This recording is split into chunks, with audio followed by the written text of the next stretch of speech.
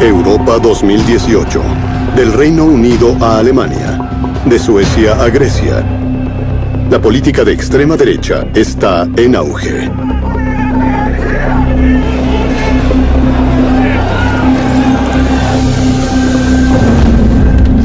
Alimentada por la xenofobia y la promesa de luchar por los derechos de los europeos de raza blanca, estos grupos extremistas comienzan a atraer más simpatizantes con esa ideología.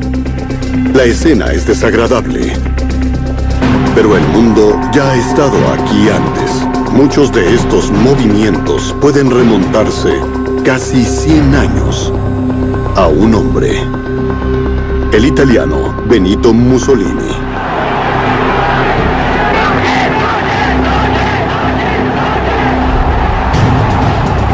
Mussolini ha sido tachado de bufón, un tirano insignificante que gobernó bajo la sombra de Hitler y Stalin. Pero él no era discípulo de nadie.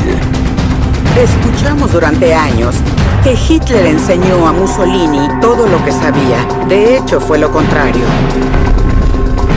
Años antes del Tercer Reich, Mussolini fue el arquitecto de un movimiento que sumiría al continente en la oscuridad. Lo llamó fascismo. Desde debilitar a los jueces hasta adoctrinar a los niños, Mussolini desarrolló tácticas que otros dictadores usarían para asegurar su poder. Por supuesto que Mussolini escribió el manual de cómo destruir la democracia. ¿Cómo fue que este hijo de un herrero pudo escribir capítulos clave del manual del dictador y se convirtió en un César moderno? Las dictaduras han tenido un increíble impacto en el último siglo. Estos dictadores terminaron aprendiendo unos de otros. Todos son distintos, pero muchos usan las mismas tácticas. El uso del terror, Propaganda, control de las élites, Crear un enemigo. culto de personalidad. uso de violencia. son herramientas que usan los dictadores para tener el poder.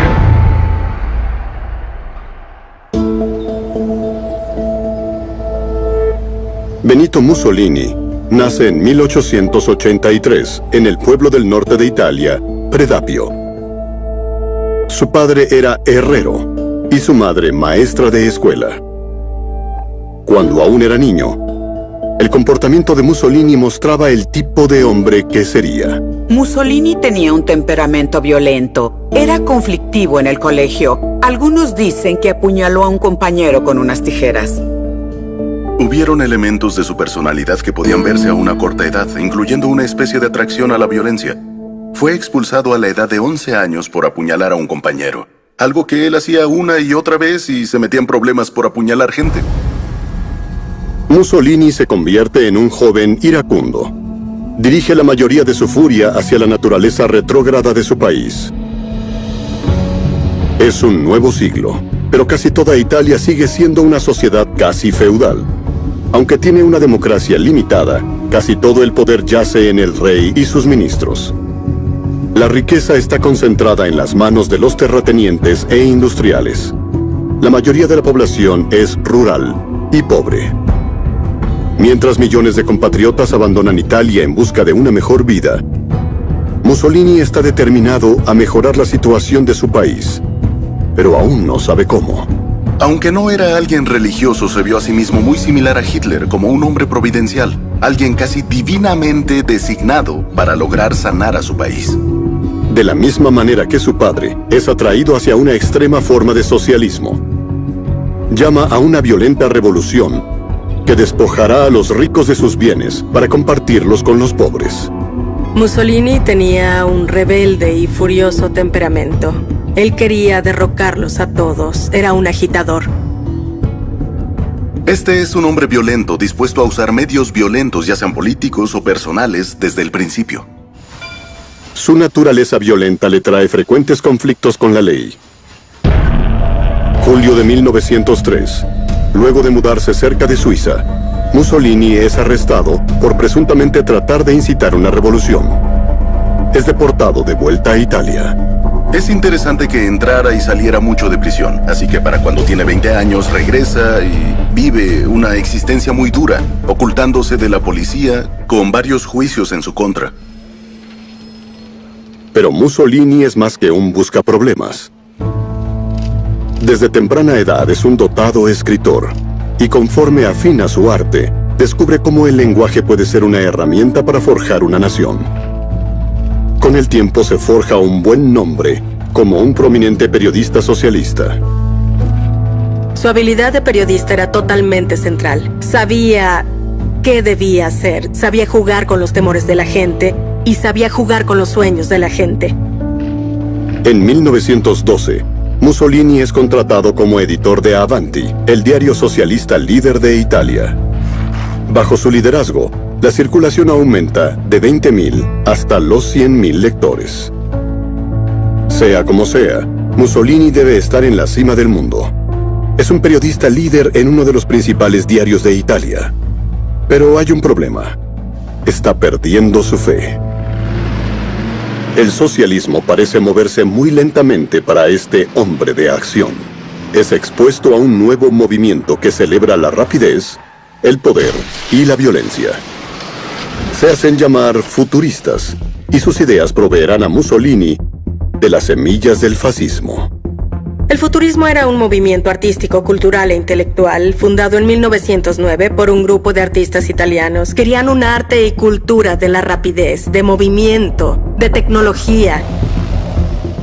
Los futuristas celebran la acción, aventura, violencia y su máxima expresión, la guerra.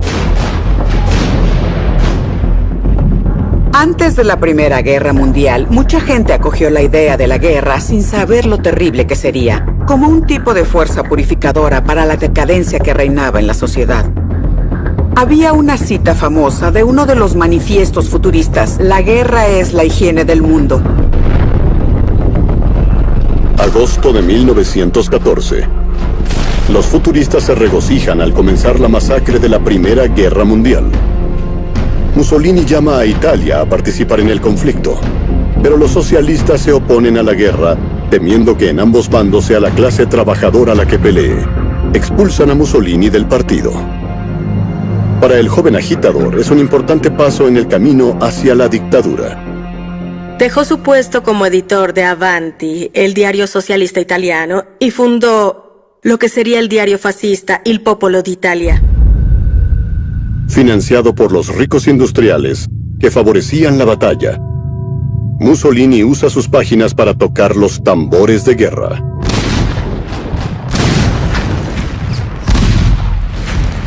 En 1915, Italia entra a la Gran Guerra, al lado de Gran Bretaña, Francia y Rusia.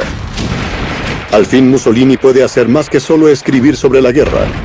Él mismo se une a la batalla. Durante la batalla, es testigo del poder del nacionalismo y aprende cómo puede motivar a los hombres para luchar.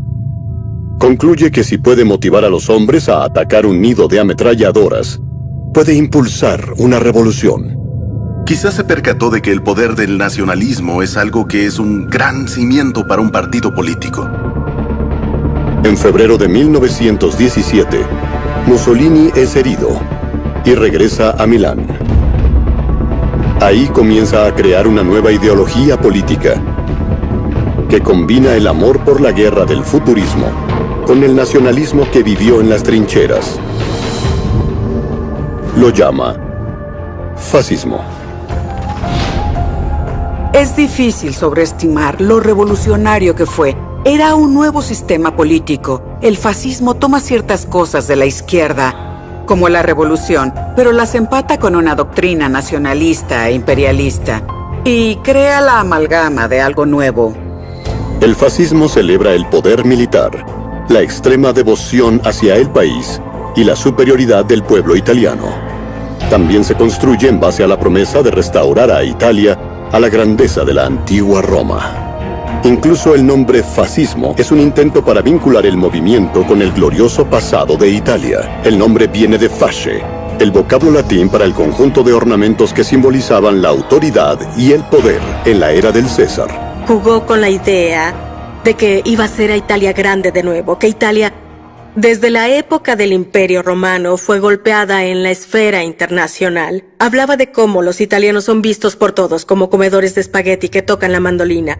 Los italianos serán guerreros y que él iba a crear al nuevo hombre fascista.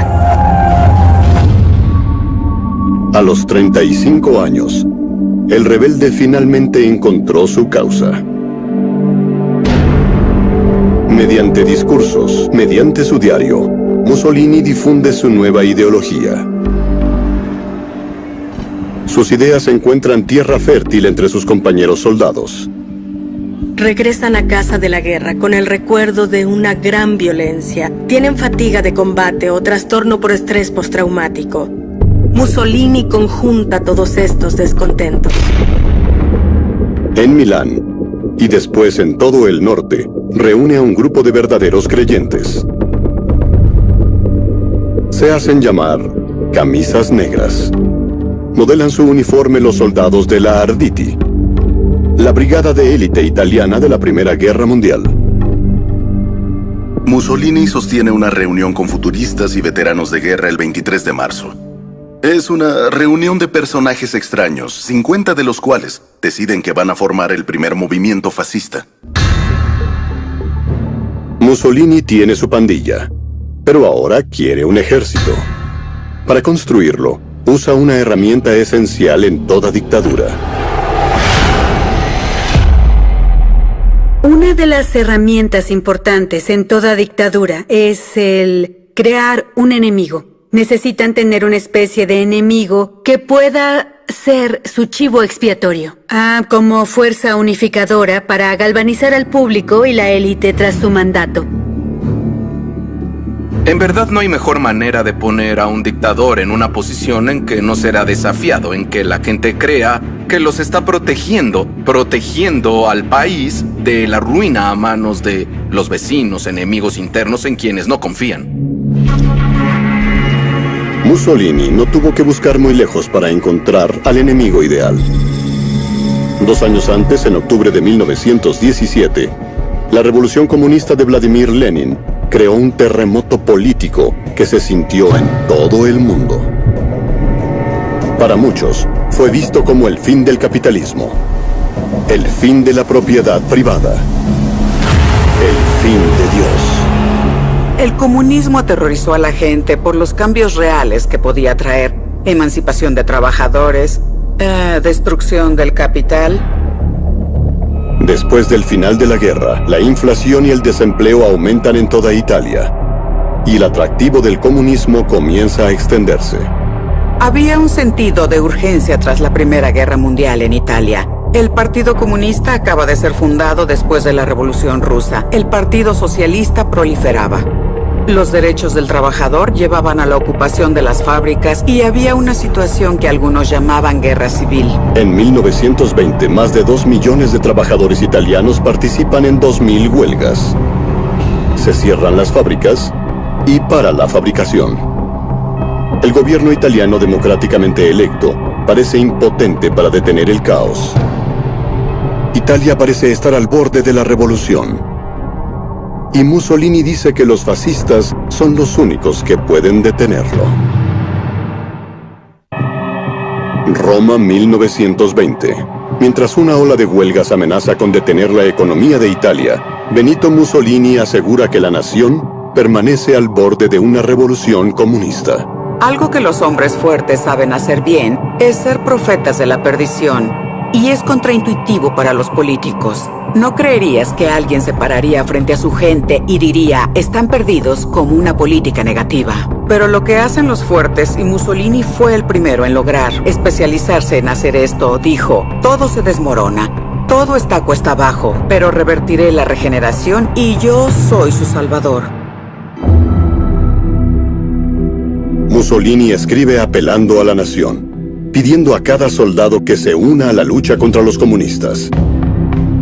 Lleva su mensaje a las calles, haciendo mítines, dando discursos. Mussolini sabía bien cómo hablar a la preocupación psicológica del comunismo. Lo convertía en una patología. Hablaba de las ratas que venían de Oriente, que traían consigo la epidemia. Las advertencias de Mussolini atraen aliados a la causa fascista. Industriales y terratenientes ofrecen apoyo financiero. Las filas de camisas negras son inmensas cuando más hombres responden al llamado para detener la ola roja. Para cumplir su promesa de terminar la crisis, Mussolini aplica otra táctica del dictador.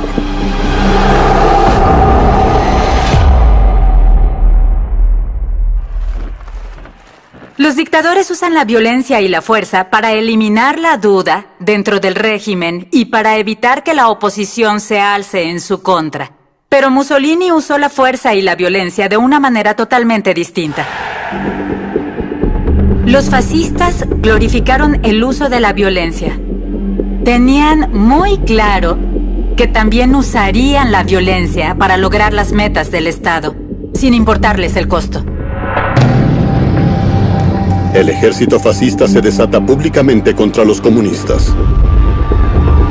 Fueron a las ciudades y pueblos y destruyeron los auditorios de los sindicatos, mataron y golpearon líderes socialistas. La violencia escuadrista era traumática porque se daba a un nivel local, quemaban las casas de la gente y eran atacadas en las calles. Conforme los ataques llegan a su fin, Mussolini asegura que los fascistas ayudaron a restaurar el orden. Su siguiente movimiento marca un gran cambio de estrategia. Ayuda a crear un partido político fascista y se prepara para ser candidato en las elecciones. Creo que una contradicción que vemos es que se trata de una persona con un temperamento revolucionario, pero dispuesta a comprometerse y trabajar en el sistema si es necesario. 15 de mayo de 1921. Mussolini y un puñado de fascistas son electos al Parlamento. Ahora el fascismo es más que una ideología. Es una fuerza política. Pero está claro que Mussolini no tiene intenciones de seguir las reglas de la democracia.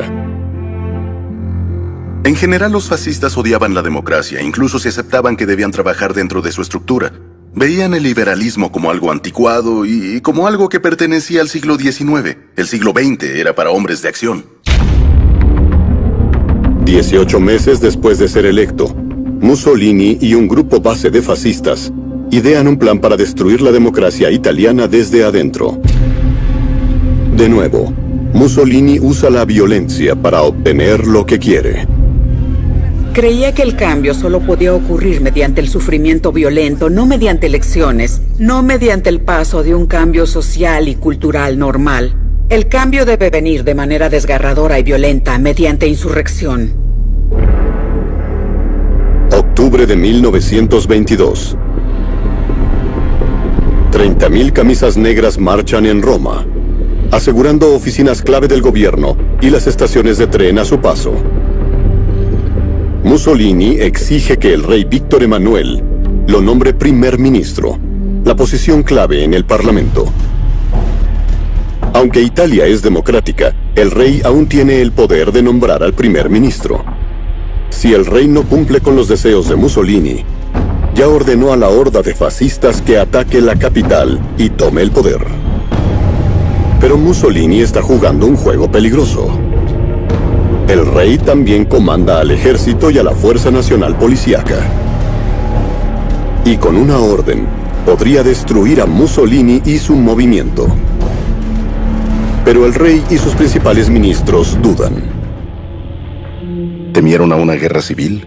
¿Temieron a la anarquía y tal vez a un levantamiento socialista también? Por 2 días, Roma se alista para la guerra civil. La marcha sobre Roma es muy interesante como ejemplo de una guerra psicológica. Habían solo 30.000 camisas negras en una nación de más de 40 millones, con un ejército y una policía que eran leales al rey. Pero al final, el rey cede y ofrece a Mussolini el premio: la oficina de primer ministro. Mucha gente, incluido el rey, no solo le temían a la izquierda, estaban cansados del levantamiento en general. Y pensaron, bueno, nuestra política está rota, quizá este hombre la arregle. Creyeron que tal vez había hecho un pacto con el diablo. La manera en que Mussolini obtuvo el poder en 1922 sería una moraleja para el resto del siglo XX y hoy en día. Mucha gente lo apoyó porque pensó que lo contendrían. Creyó que era un iracundo, que podían invitarlo al gobierno incluso como primer ministro y que luego se calmaría. Y se comprobó que fue un error fatal. Mussolini obtuvo el mejor puesto, pero el poder real en el gobierno lo tiene el partido político con más plazas. Los fascistas apenas tienen un puñado. Mussolini está determinado a cambiar eso.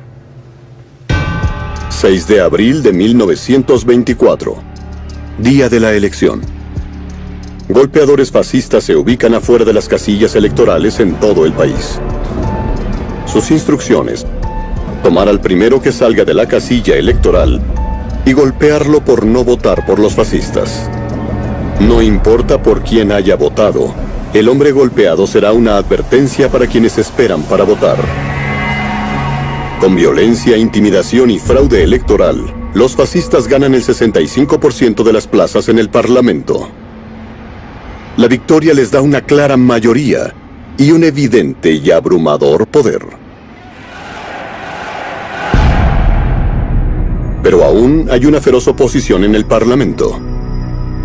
Giacomo Matteotti, un líder político de izquierda, exige que la elección sea anulada. Matteotti era un líder valiente y era alguien que fue atacado varias veces por los fascistas, pero se rehusaba a rendirse y fue la persona que se mantuvo firme y dijo en 1924 que la elección del 6 de abril era inválida debido a la violencia y fraude fascista, y eso fue algo que Mussolini se tomó como algo personal. Se rehusó a rendirse o a ser comprado y lo convirtió en una amenaza.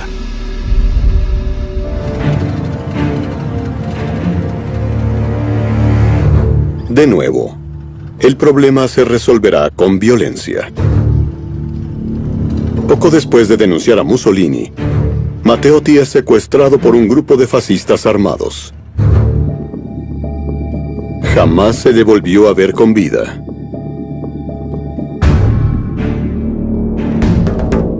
A los 2 meses, encuentran su cuerpo en una alcantarilla a las afueras de Roma.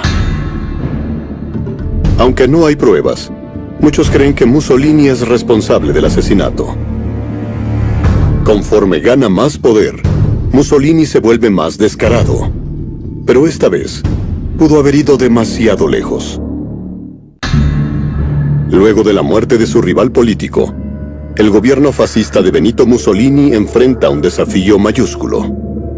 El asesinato de Matteotti y la propuesta pública era la mayor crisis que hubiera enfrentado. Incluso los veteranos que lo apoyaron desde 1919 comenzaron a entregar sus credenciales. Mussolini debe actuar deprisa, pero en lugar de negar su participación en el asesinato, hace algo extraordinario. Mussolini declara: yo, y solo yo, asumo la completa responsabilidad política y moral por todo lo ocurrido. Ningún político desearía ser asociado de manera abierta con un asesinato político. Pero el fascismo se basa en la violencia. Obtuvo el poder con violencia y era el momento de que Mussolini alardeara que estaba también por encima de la ley. Para eliminar cualquier duda de quién está a cargo, adopta el nombre Il Duce, latín para líder.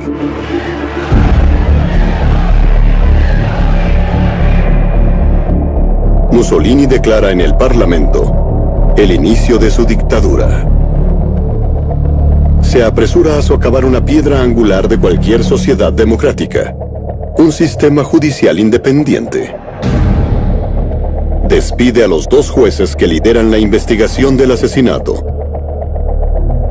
Luego, en julio de 1925, anuncia una amnistía para los hombres acusados del crimen. Los asesinos de Matteotti son liberados. En los 2 años siguientes, Mussolini destripa sistemáticamente el resto de las instituciones democráticas de Italia. Aumenta la censura a la prensa, prohibiendo cualquier cobertura negativa. Escuadrones fascistas atacan las tiendas que venden diarios disidentes. Aunque una parte de la prensa principal, como el Corriere della Sera, tenía miles de ejemplares en circulación, en realidad ya no les permitían reportar las noticias. Les permitían reportar lo grande que era Mussolini. 1929. 10 años después del nacimiento del movimiento fascista, Mussolini tiene casi el control total de Italia. Ahora, para asegurar la devoción de la próxima generación de italianos, utiliza otra táctica del manual del dictador.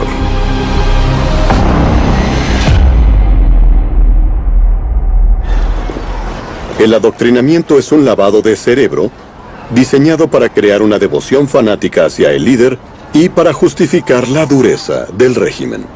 Vean que cuando las dictaduras apenas inician, comienzan a adoctrinar al público. Ocurría durante los años impresionables, cuando era más probable que la gente absorbiera ese tipo de información, la interiorizara y creyera en ella.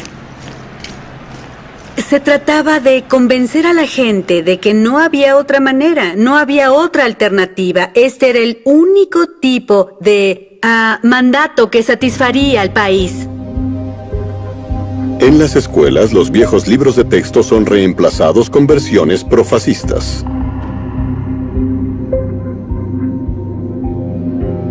Incluso la portada de un libro de ejercicios da oportunidad de promover su mandato. Mussolini proclama: en cada hora, de cada día, puedo decirles en qué página de qué libro está estudiando cada niño en Italia. Mussolini jugaba un papel íntimo en forjar el mensaje del fascismo, no solo porque era un periodista, sino porque entendía los mecanismos del adoctrinamiento masivo. Los eslóganes que estableció para cada ocasión circulaban no solo en libros de texto, eran grabados en los edificios, incluso estaban en camisetas, en ocasiones en los muebles, estaban en todos lados junto con su propia imagen.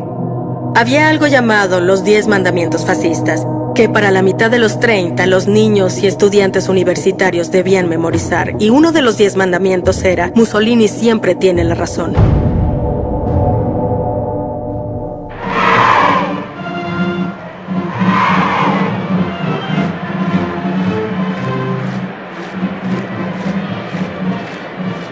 El que los jóvenes se comprometieran y hacerlos fanáticos fascistas era la base de la ideología fascista. Mussolini se describe no precisamente como hombre del pueblo, sino como el único líder que tiene la nación. La manera en que Mussolini forjó su propia imagen hizo que los extranjeros lo vieran realmente como uno de los grandes césares de la era moderna. Y era la base de la manera en que Mussolini se percibía, y era la manera en que representaba a la nueva Italia. Para fortalecer su vínculo con la nación, Mussolini perfecciona el arte de conectarse con la multitud. L'Italia fascista oramai è tale e compagine, quasi bene organizzata in tutte le sue forme che non si può aspettare.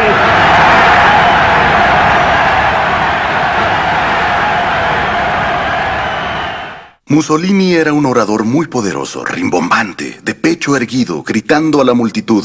Pero esa idea de hablar ante miles y miles de personas en esas asambleas masivas era algo que Mussolini perfeccionó. Las acciones de Mussolini encontraron admiradores fuera de Italia también. Uno en particular se había percatado de su meteórica ascensión al poder. 30 de enero de 1933. Adolfo Hitler toma control del gobierno democráticamente electo de Alemania. Lo hace utilizando muchas de las mismas tácticas implementadas por Mussolini. El ejército privado de Hitler de camisas pardas, los mítines masivos, incluso el saludo nazi, todo tenía su origen en Mussolini. Durante años oímos que Hitler enseñó a Mussolini todo lo que sabía. De hecho, fue lo contrario. Hitler subió al poder después de que Mussolini ya estaba ahí desde hacía 11 años. La gente como Hitler fue muy influenciada por él, y la marcha sobre Roma fue algo que Hitler vio como un gesto que copiar del manual de Mussolini. Pero pese a su mejor esfuerzo, a mediados de los 30, Mussolini enfrenta problemas que no pueden resolver la propaganda y el adoctrinamiento. La economía está sufriendo, el desempleo está creciendo y el descontento comienza a esparcirse. Para poder recuperar el control, Mussolini acude a otra táctica clave del dictador.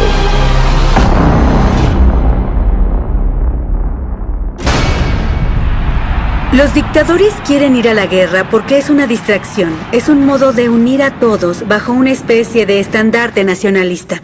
Es la manera de distraer las terribles políticas o un pobre desempeño.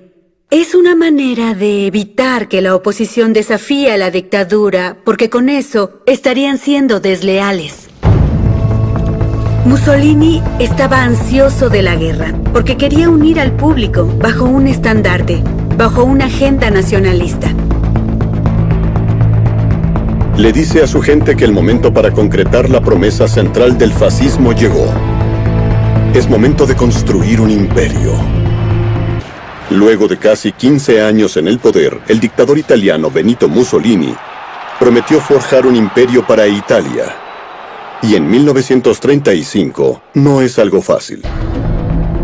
Durante los últimos 100 años, los poderes de Occidente han colonizado casi todos los países en desarrollo. Ahora solo queda un puñado de naciones independientes. Una es Etiopía, una nación que Italia había intentado conquistar al terminar el siglo anterior. La cuestión con Etiopía es algo difícil. Ciertamente intenta crear un imperio, pero recuerden que Etiopía tan solo 40 años antes había vencido al ejército italiano en Adwa en 1896, así que esto era para reclamar lo que percibió como el honor perdido de Italia en el año 35. È la più gigantesca dimostrazione che la storia del genere umano ricordi. 20 milioni, ma un cuore solo, una volontà sola, una decisione sola.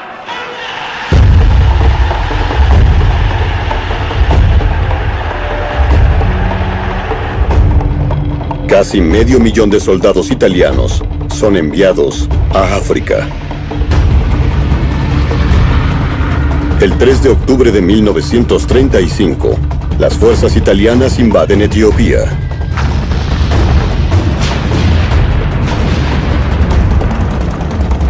Pese a ser superados en armamento, los etíopes oponen una feroz resistencia. Anticipando una rápida victoria militar, Mussolini es sorprendido y es golpeado con fuerza. Existía la fantasía cuando Mussolini comenzó la guerra de que sería una guerra rápida y breve. No fue así. Así que usó una táctica de guerra total al encontrar resistencia. Cambiaron a las armas químicas que fueron prohibidas luego de la Primera Guerra Mundial.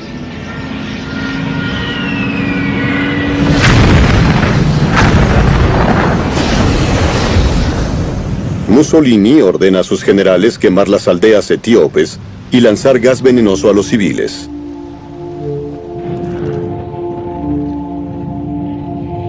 Más de 300 toneladas del mortífero gas mostaza es desplegado contra los objetivos civiles. Estamos hablando de ataques aéreos contra camiones de la Cruz Roja, gas venenoso que quebrantaba los acuerdos de la Convención de Ginebra. Mientras la comunidad internacional condena sus métodos, no hacen nada para detener la masacre. 5 de mayo de 1936.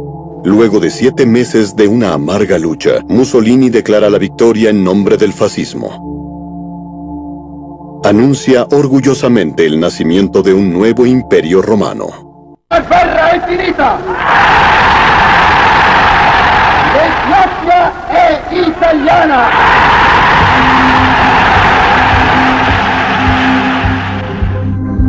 El dictador obtiene su imperio, pero el costo es alto. Más de 1000 soldados italianos murieron o están heridos. La feroz batalla reclama las vidas de más de 400.000 etíopes. Mientras el mundo denuncia la invasión de Mussolini, es rotundamente aplaudido por su compañero dictador, Adolfo Hitler. Inspirado por el audaz acto de Mussolini y el hecho de que las democracias de Occidente no hicieron algo para detenerlo, Hitler inicia su camino para forjar un imperio. El 13 de marzo de 1938, las fuerzas de Hitler se juntan cerca de Austria, seguidas por Checoslovaquia, 12 meses más tarde. El 1 de septiembre del año 39, Adolfo Hitler invade Polonia, iniciando la Segunda Guerra Mundial. Es un movimiento que tendrá consecuencias titánicas para Mussolini y el resto del mundo. Mussolini realmente cree que los nazis estarán del lado ganador y que habrá una nueva orden nazista-fascista en Europa. Y ve lo rápido que está trabajando el Blitzkrieg alemán. Mussolini ve la oportunidad. Sueña desde hace mucho tiempo con hacer de Italia el poder supremo del Mediterráneo. Y la guerra le da la oportunidad de convertirlo en realidad. Pero sus generales advierten a Mussolini que su ejército no está en forma para la guerra. La campaña etíope agotó los recursos y muchos soldados no tienen uniformes adecuados, y mucho menos armas modernas. Hay preocupación en la jerarquía fascista sobre la preparación del ejército italiano. Hay personas de la jerarquía fascista que no quieren pelear en la guerra del lado de los nazis. Existe una división. Mussolini no será influenciado. En junio del año 40, declara la guerra a los aliados. Ansioso por hacer de Italia la potencia dominante del Mediterráneo, Mussolini despliega una guerra de dos frentes. Sus tropas se dirigen a Egipto para tomar el canal de Suez.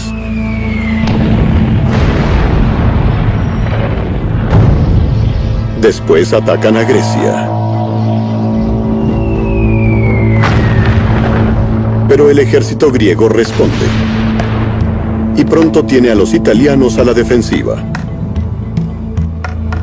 Como predijeron sus generales, Italia está terriblemente diezmada para la batalla contra adversarios totalmente equipados. Es un desastre. Más de 150.000 italianos mueren o son heridos durante el combate.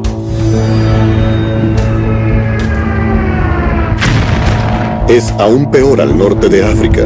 En octubre del año 42, sus fuerzas casi son eliminadas. Los derrotan una y otra vez. Los derrotan en Grecia y en el norte de África. Así que en la mente de los italianos ven rápidamente a un hombre de paja.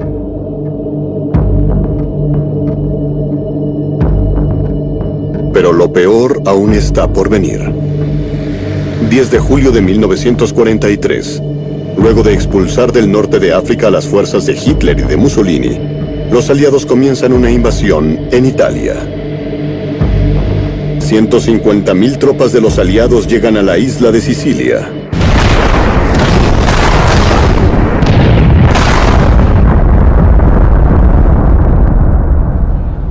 Cansada de Mussolini y sus guerras, mucha de su propia gente acoge a los invasores como libertadores.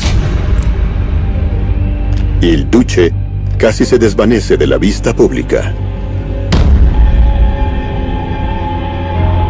Mussolini, quien fue omnipresente durante tantas décadas, desaparece de la vida pública. Ya no hace tantos anuncios en la radio, ya no es visto en público. Tal vez no es seguro para él volver a salir de nuevo. Mientras Mussolini se oculta del público, furiosos por su fracaso en la guerra, oficiales militares de alto rango y fascistas se reúnen con el rey para planear la caída de Il Duce. Luego de la invasión de los aliados a Italia, los fascistas de alto rango tienen un plan para derrocar a Benito Mussolini. Se habían percatado que Italia estaba perdida y que el poder de Italia no estaba ni cerca de donde la propaganda decía que estaba. Y creo que una vez que el Consejo de Oficiales Fascistas se percató de que la guerra llegaba inminentemente a las costas italianas, llegó el final para Mussolini. Ignorando el plan en su contra, el 24 de julio, Mussolini es invitado a reunirse con el Gran Consejo Fascista, sus asesores de alto rango. Ponen a votación si Mussolini continuará gobernando y Mussolini pierde la votación. Creo que se sorprendió. Creo que fue incapaz de imaginarlo. Sin el apoyo de los militares, se siente impotente para detener el complot. Le dieron la espalda a los de la élite, porque estaba llevando al país a la ruina. La participación en la guerra iba realmente mal. Él cometía un error tras otro tras otro. El rey ordenó arresto domiciliario y que luego lo enviaran a un hospital militar en Gran Sasso.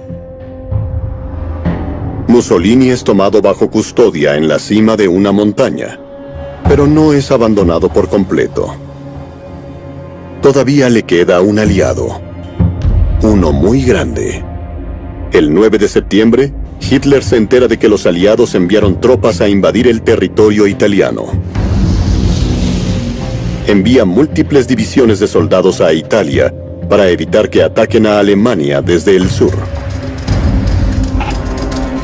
Entonces, Hitler despliega uno de los rescates más audaces de la guerra. Envía un escuadrón de comandos de élite a liberar a Mussolini de su prisión en la cima de la montaña. Tras aterrizar sus planeadores, sorprenden a los captores de Mussolini y lo rescatan sin hacer un solo disparo.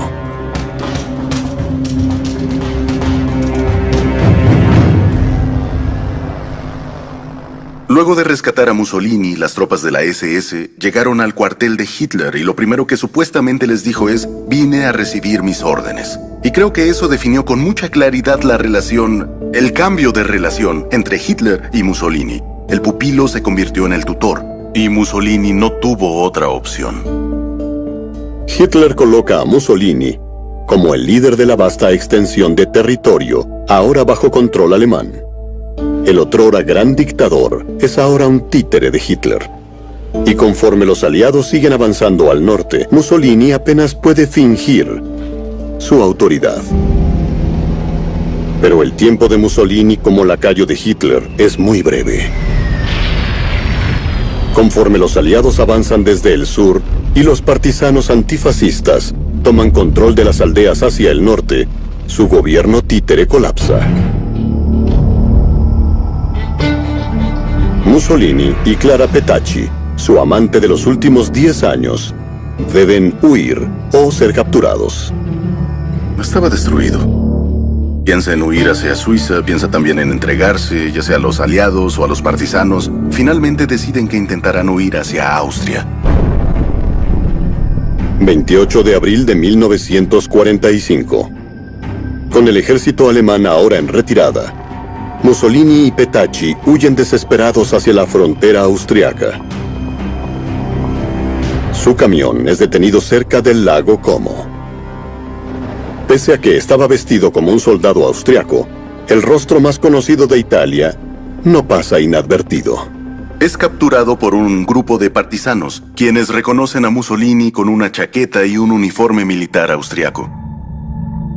Los partisanos organizan una corte improvisada, y luego de encontrar a Mussolini culpable de traición, lo condenan a muerte por fusilamiento.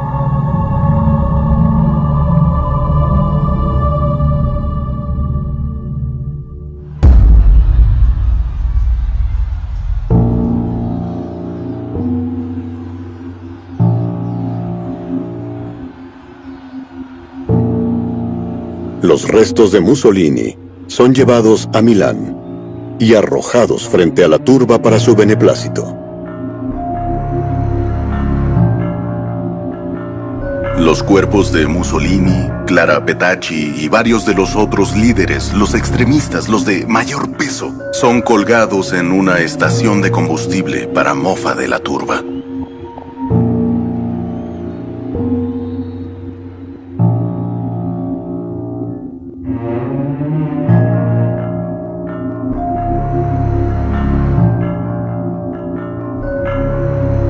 Casi 25 años después de comenzar, la revolución fascista de Mussolini llega a su sangrienta conclusión. Como resultado de la guerra, los italianos dan la espalda a su ideología de violencia y crean una república democrática que ahora está en su 7ª década. Pero Mussolini no ha sido olvidado. Casi a 70 años de su caída, su pueblo natal, Predapio, es un destino para peregrinos neofascistas.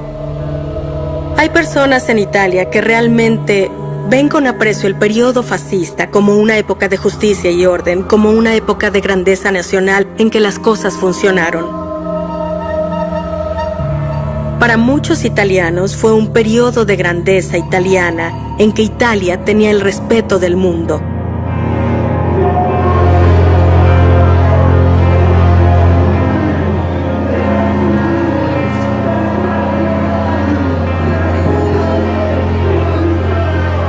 El fascismo ha vuelto para tener atractivo para las personas, porque de alguna manera estamos en un momento similar al posterior a la Primera Guerra Mundial. Hay mucha ansiedad económica, hay preocupación más que nada por los cambios demográficos y hay preocupación por las poblaciones móviles. En este caso, los inmigrantes son el nuevo enemigo.